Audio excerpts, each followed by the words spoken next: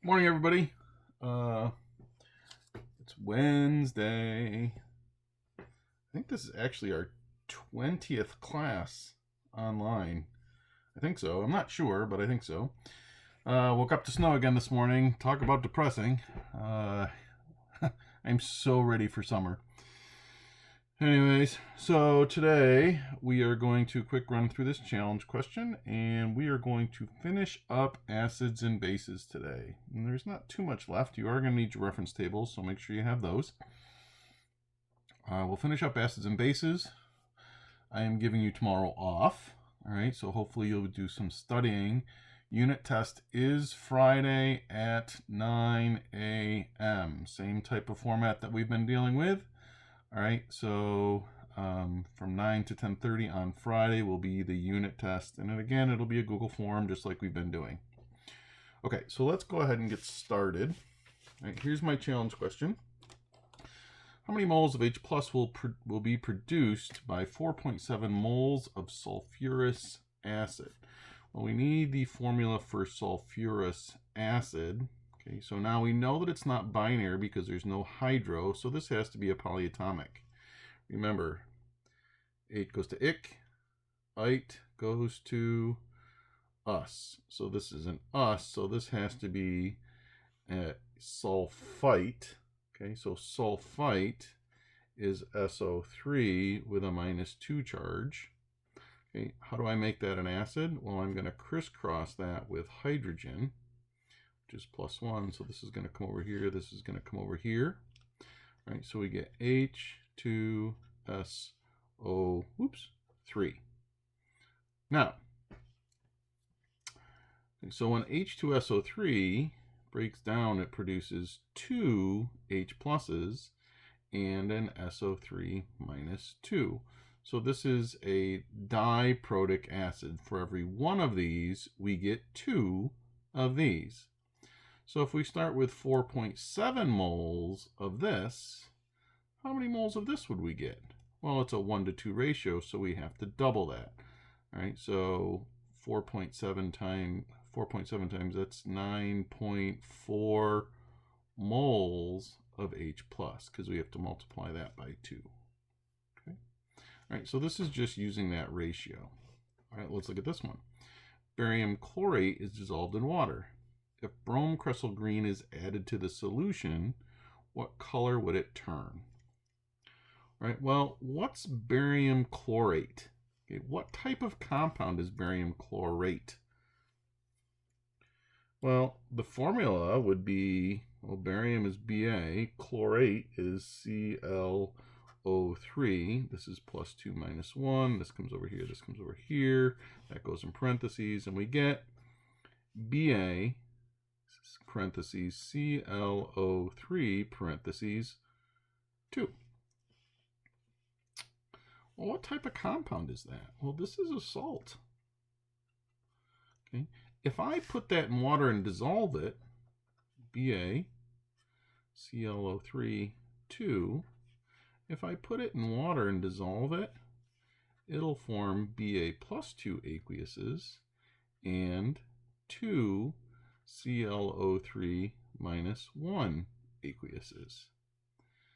Does it produce any H plus? Does it produce any OH minus? No, it doesn't produce any of that. Okay, so remember, when we're talking about pH, we're talking about H plus and OH minus. So when we put this in water, it doesn't produce any of these. All right, so that means the concentration of H plus is equal to the concentration of OH minus. When is this true? This is at a pH of 7.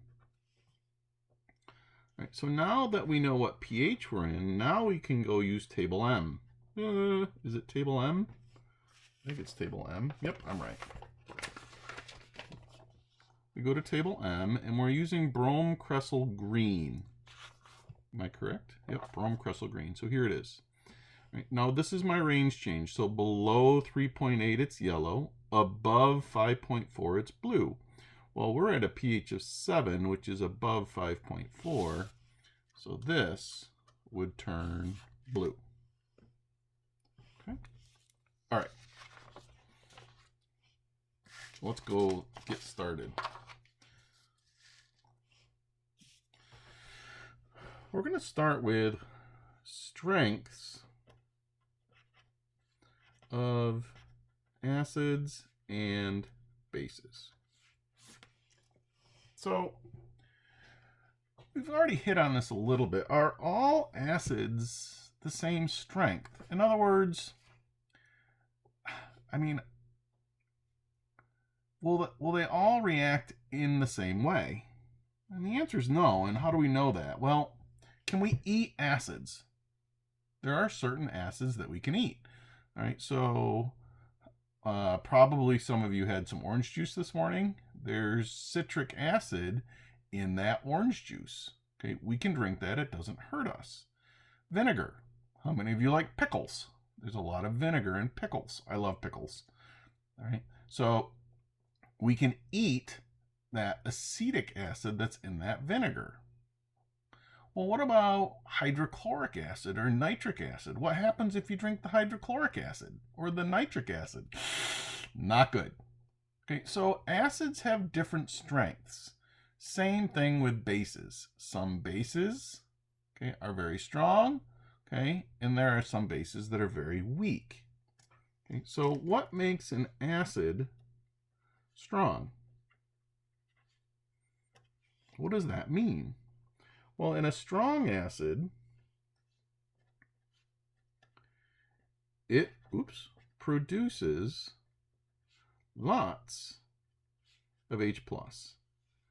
We say that it completely ionizes. Okay, so for example, HCl is a strong acid. So if I take HCl and put it in water, it will ionize. It produces H+ and Cl-. Matter of fact, it completely ionizes. We almost have none of this left. It all comes and produces H+ and Cl- in solution. So we produce lots of H+. Matter of fact, if we were to analyze this, if we were to put 100 molecules of HCl in water, 99 would ionize. 99 of them would ionize, so almost all is over here. Right? So that's what makes it a strong acid. Well, what's a weak acid? Okay, well, a weak acid produces few H+ ions in solution. So they still produce H+, okay, but they don't produce a lot of them. So our organic acids are all weak acids. So these are our Cu groups, those COOH groups. Okay, so for example, CH3COOH. Okay, this is a weak acid. It will dissolve in water and ionize. It'll produce H+ and CH3COO-. So it is producing H+, but it only produces a few of them. So in water, if we have 100 of these, we only get like 3 ions. So it is producing H+, but it's only producing a few of them. This makes it a weak acid. All right, same thing applies for strong and weak bases. A strong base strong just means that it's going to completely ionize.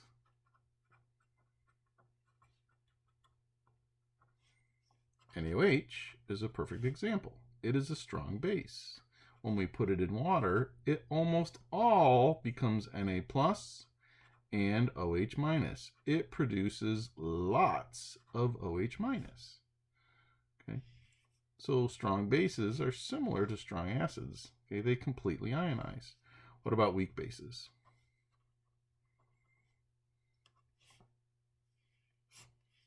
Well, same thing as weak acids.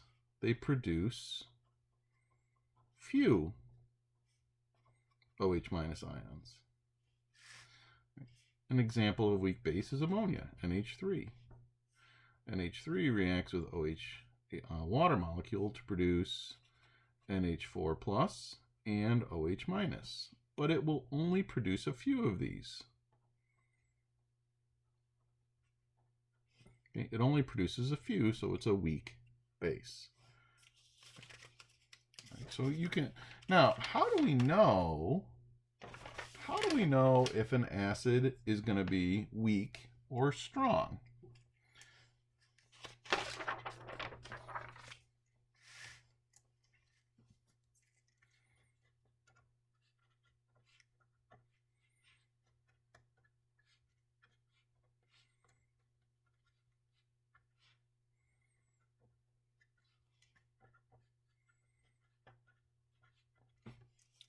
Well, we're going to use table W.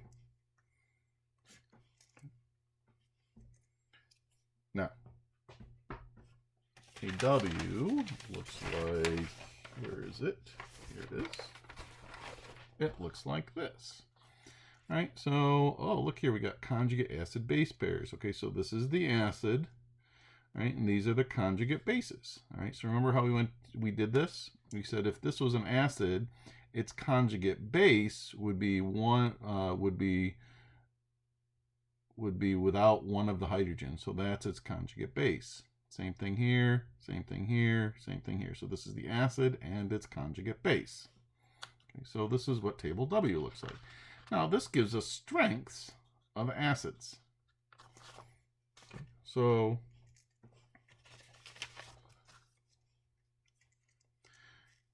it gives us something called Ka. And Ka is what's called the ionization constant of the acid. It's the ionization constant of the acid. And it is a constant for every specific acid.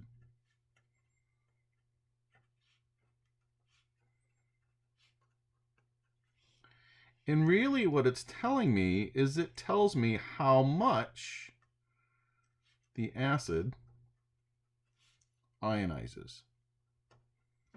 That's what it tells me. Okay, the Ka will tell me how much the acid ionizes. The larger the Ka,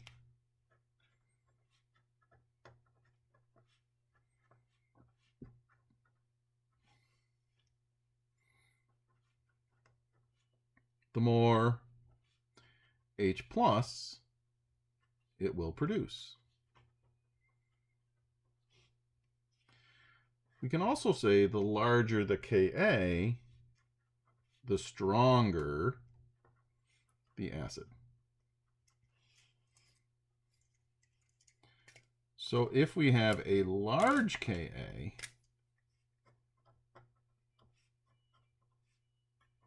that tells us that it's a strong acid.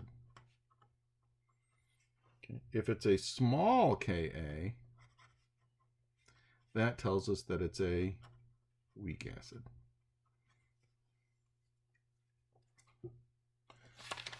So let's look at this. Okay. So here's my Kas. Okay. At the very top, we have Hi. Its Ka is very large. So it doesn't even give us a number. It just says very large, which is basically saying it's going to go to completion. It's going to go to completion. It's going to completely ionize. We're going to have lots and lots of H+. So this is the strongest acid there is on this chart. Okay. HBr was just under Hi. Now these are all very large. Look here, we got Hi, HBr, HCl, HNO3, nitric acid, sulfuric acid. So these are all strong acids. Okay. Now, as we start getting down here, these numbers get smaller and smaller and smaller and smaller.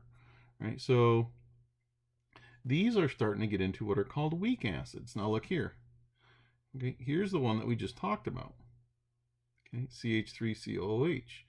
Okay, its ionization constant, or its Ka, is 1.8 times 10 to the minus fifth. That's a very small number. This is a very weak acid. It does not produce much H+. Okay. So we can look at these Kas and we can decide how strong the acid is. Okay. That's what Ka gives us. Now, there's more to table W. And it's got to do with strengths of conjugate acid-base pairs.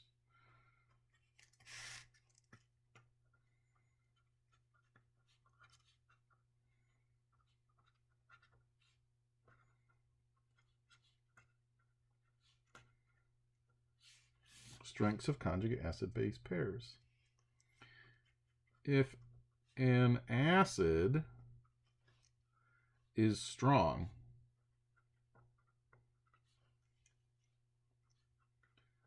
then its conjugate base is weak.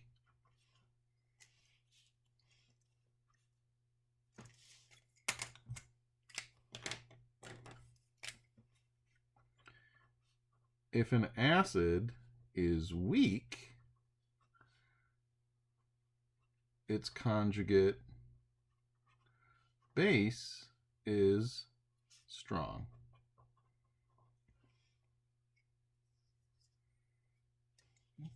All right, so let's look at this.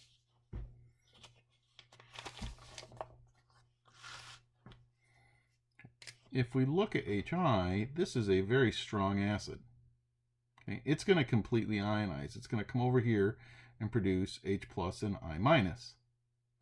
This is its conjugate base. If it's a base, it wants to accept a proton and become HI. Does it want to do that? Well, it does not, all right? So if this is strong, it wants to make H+ and I-. Right? This is weak, and it's weak because it does not want to produce HI. So if the acid is strong, the conjugate base is weak. So the I-1 is actually a weak base. Okay. Let's look at HCl. HCl is a strong acid. It wants to come all the way over here and produce lots of H+. That makes Cl- a very weak base. Okay, because if it's a base, it's going to accept a proton and become HCl. It does not want to accept a proton, right? So it's not going to do that. It's a very weak base. Now, let's look at, let's go down here and, okay, let's look at NH3. Okay. NH3 is an extremely, it's really not, it's not a weak acid.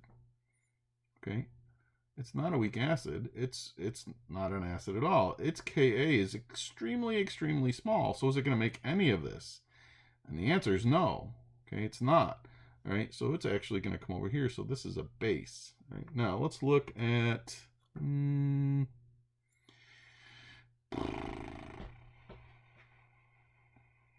Which one do we want to look at? Let's look at this one. Okay, so this is a weak acid. Here's ammonia again. This is just another way to look at this one. Right? This is a weak acid.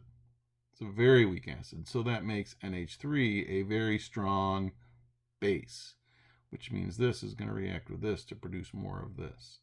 Right? So really all you have to do on here, okay, is this is just telling us the strengths of the conjugate bases from our acid. So if we have a strong acid, its conjugate base is weak. Okay.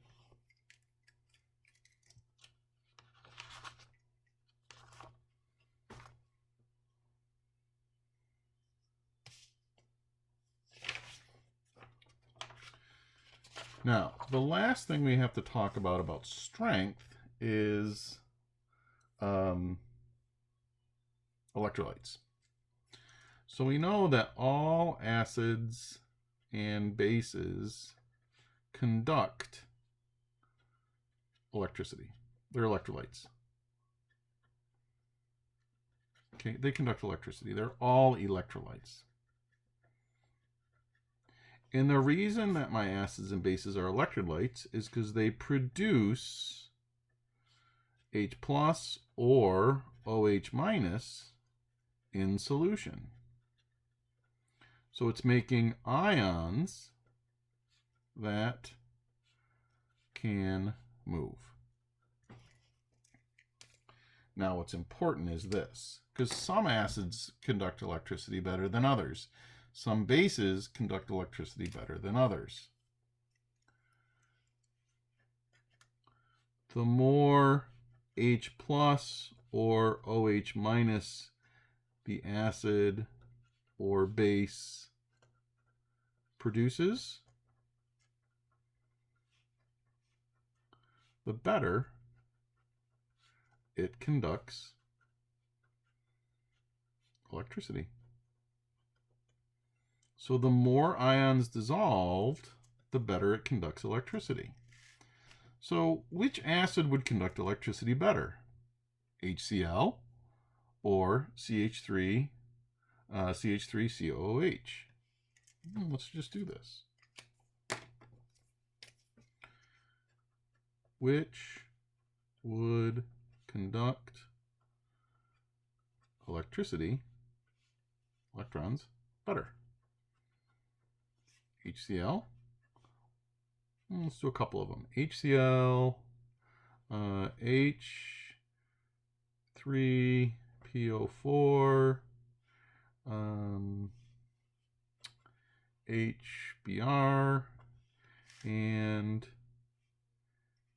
CH3COOH. Which one would, let's rank them from best to worst. Well, remember, the stronger the acid, the larger the Ka. The larger the Ka, the more ions produced. The more ions we have, okay, the better it conducts.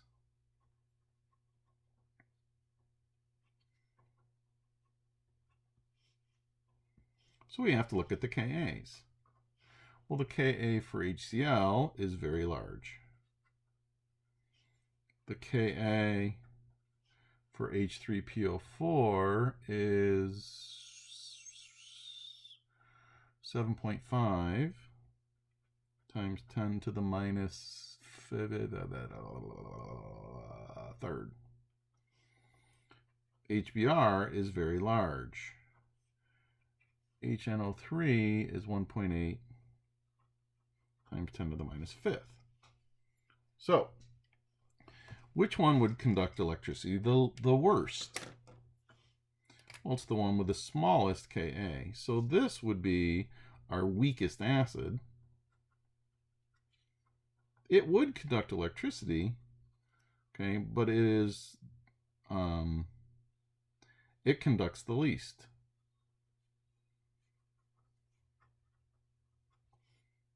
Okay, it's the worst electrolyte. Which one's the best? Well, it would be between these two, and we would have to look at table W.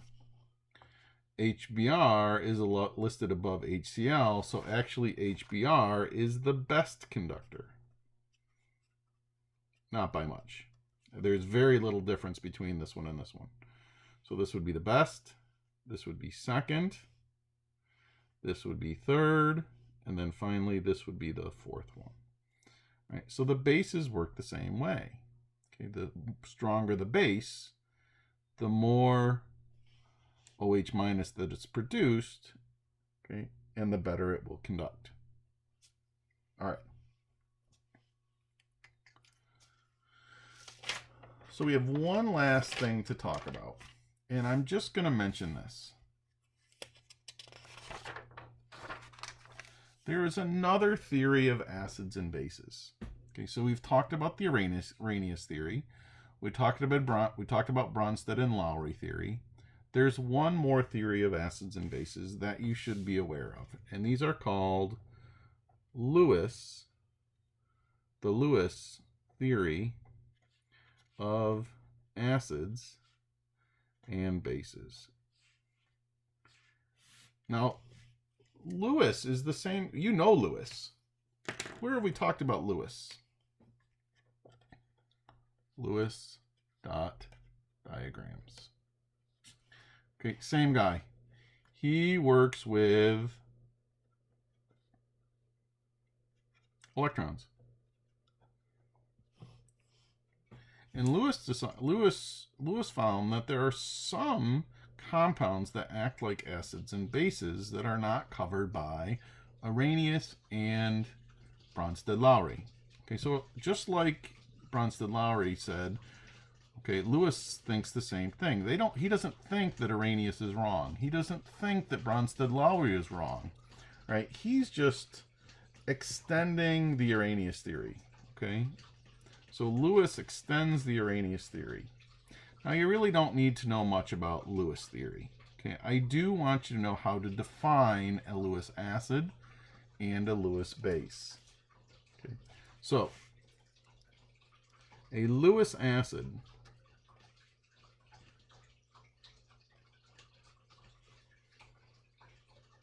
is any substance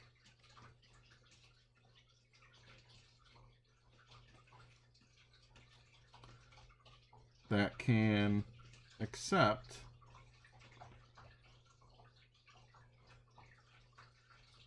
a pair of electrons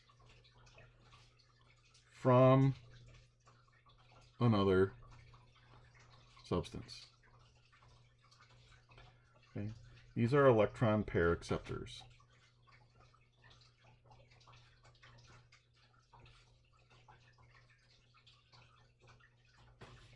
So Lewis is defining his acids and bases using electrons. All right, so what's a Lewis base?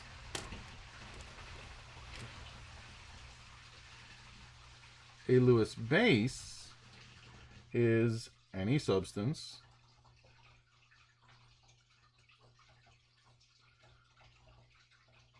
that can donate a pair of electrons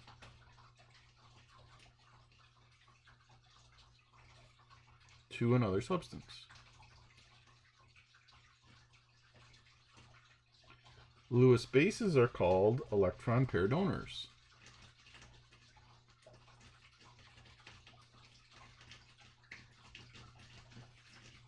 Okay, they're called electron pair donors. Now, this is really what I want you to know. There's nothing else, okay? But I want to show it to you. So, this is an example. So let's say we have H plus aqueous. Well, an H plus is just a proton. Okay? It has no electrons.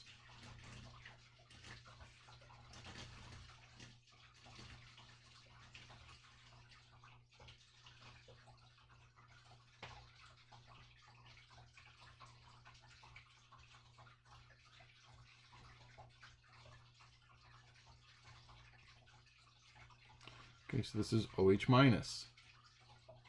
Okay. What happens is this H plus will come over here and it will start to share these two electrons right here. It'll share these two. The OH minus is acting as an electron pair donor.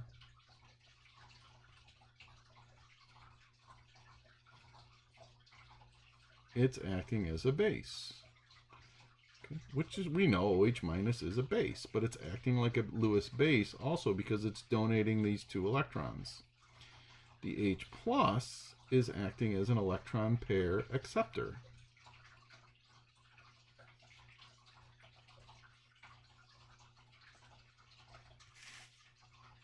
It's an electron pair acceptor, so it's taking these two or sharing these two electrons from the oxygen, all right? Which means the H plus is acting like an acid. Okay. Now, what do I want you to know about Lewis theory? I really want you to know that there is a third theory, right? And I just want you to know that Lewis works with electrons. Okay, that's how he defines his acids and bases. All right, you need to be able to define what a Lewis acid is. A Lewis acid is a substance that will accept a pair of electrons. A Lewis base is a substance that will donate a pair of electrons. You don't have to come up with this stuff. There's nothing else that you have to do with it, right? But I do want you to know what a Lewis acid is and what a Lewis base is. Okay, so that ends the unit. Okay, we are done. I posted a whole bunch of, not a whole bunch of work for you, but I posted some work for you. All right, I think I've posted all of the answers to the homework too. So make sure you go through those. That should be a good way to study. Okay, that's all I have, and the test will be on Friday. Have a good one.